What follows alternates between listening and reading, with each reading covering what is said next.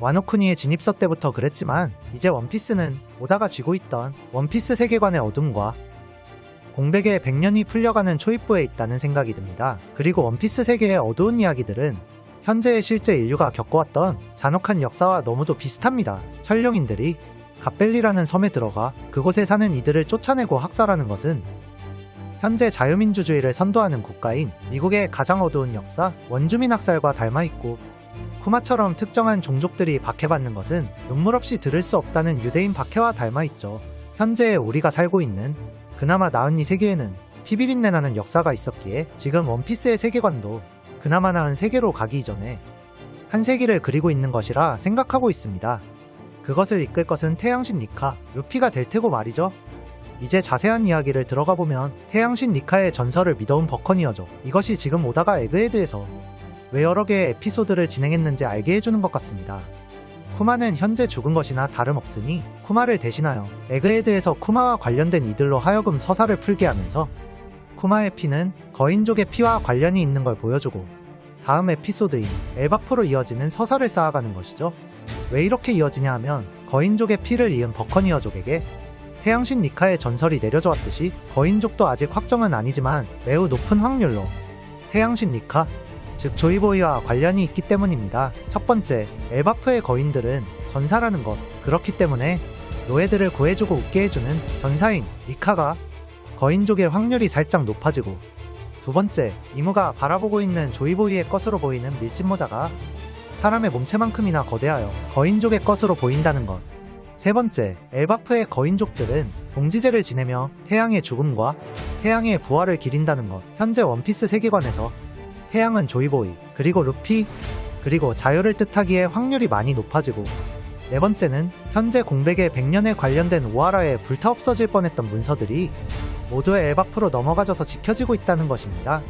이런 것 때문에 엘바프의 거인족들 역시 공백의 100년과 그에 대항했던 니카와 깊게 엮여있을 확률이 높고, 이것을 풀어내기 위한 과정 중 하나로 거인족의 피를 이은 박해받은 종족 쿠마의 버커니어족의 이야기를 함께 풀어낸 것이라 생각합니다.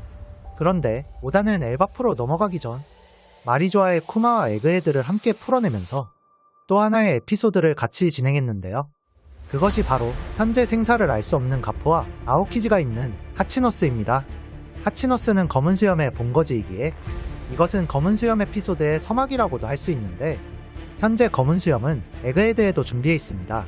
즉, 현재 진행 중인 에피소드들이 어떤 하나의 거대한 줄기를 설명하기 위한 전초전 에피소드이고 모두 서로가 유기적으로 엮여 있는데 거기에 검은 수염이 비집고 들어갈 틈을 만들었다는 것입니다. 즉, 지금 오다는 마리조아의 쿠마, 하치노스, 에그헤드 3개를 진행하면서 2개의 에피소드에 검은 수염을 엮이게 했고, 이 때문에 마리조아의 쿠마에게 역시 검은 수염이 엮일 확률이 높은데요. 만약 쿠마에게도 검은 수염이 엮일 확률이 있다면 그것은 지난번에도 말해왔던 검은 수염과 쿠마의 공통점, 상체는 거대하며 특이 종족으로 엮여있고 어린 시절 고통스러웠다는 점들로 미루어 검은 수염 역시 버커니어족이 아닐까라는 가능성입니다. 그리고 이번 화에서 검은 수염이 버커니어족일 확률이 조금 더 높아졌다고 생각하는데요.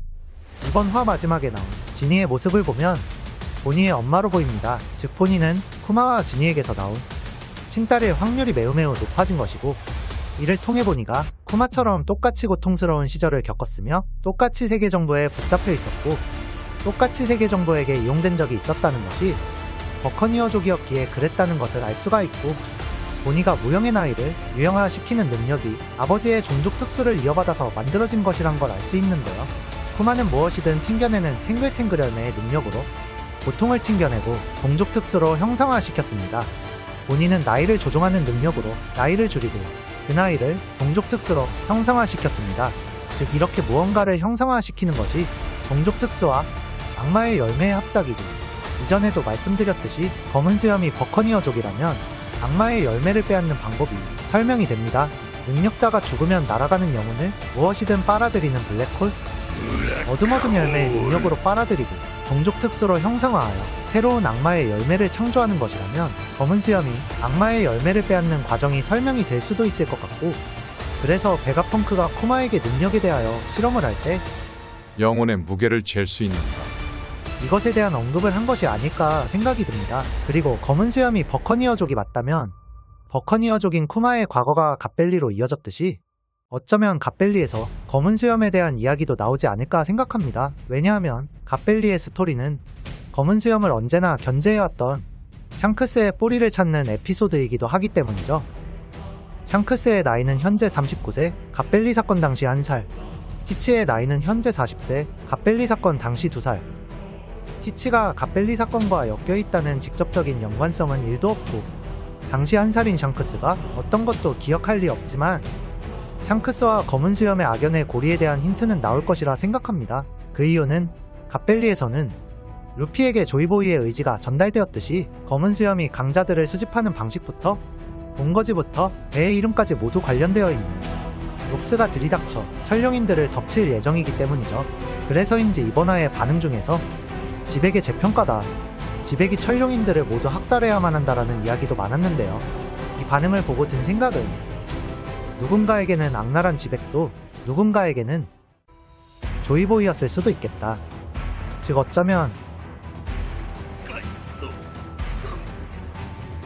まだそう思ってんのかキング。俺がジョイボーイだと？俺の作ろうとする世界がお前の願う世界か？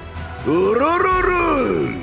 킹에게 카이도가 조이보이처럼 보였듯이 검은 수염에게는 지백이 조이보이처럼 보였을 수도 있겠다.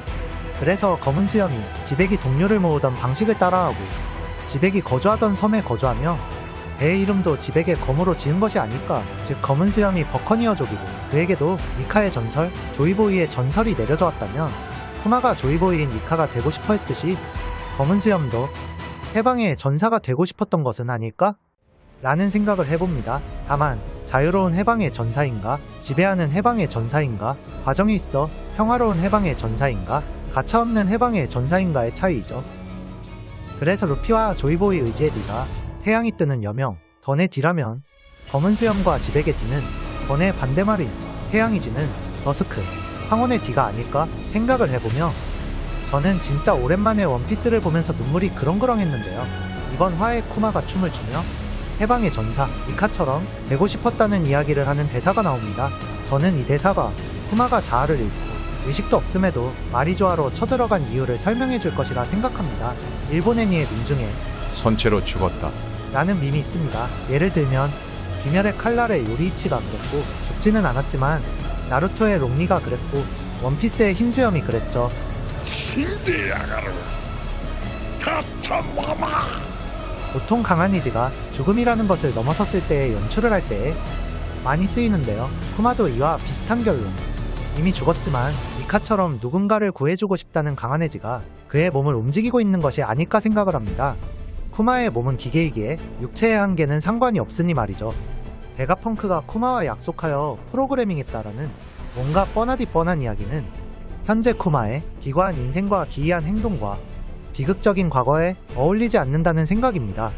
오다는 베가펑크를 통해 과학에 대한 이야기를 하며 과학으로도 설명할 수 없는 것이 이 세상에 있다는 것을 계속 보여주어 왔기에 쿠마의 누군가를 자유롭게 해주고 싶었고 누군가를 웃게 해주는 니카처럼 되고 싶었다는 의지가 그의 몸을 움직이고 있는 것이 아닐까 생각을 해보며 쿠마의 몇 없는 대사 중에서도 트레이드 마크 대사인 旅行するならどこに行きたい 이 대사는 자유롭지 못했던 자신과 자신의 딸과 구해주고 싶었던 노예들에게 하는 말이 아닐까 생각을 해보며 태양신 니카를 기다리는 대표적인 종족들은 총3개입니다. 버커니어족, 어인족, 루나리아족 모두 극심한 박해를 받아왔던 종족들입니다. 지금부터는 이 비극에 초점을 맞추어 스토리를 즐기신다면 원피스의 최종장이 더 의미있게 다가가지 않을까 생각해봅니다. 다음 영상에서 만나요. 巨人族と人魚族は魚類と分類されて世界中の人間たちから迫害を受けていた。みんなが彼らを蔑んだ。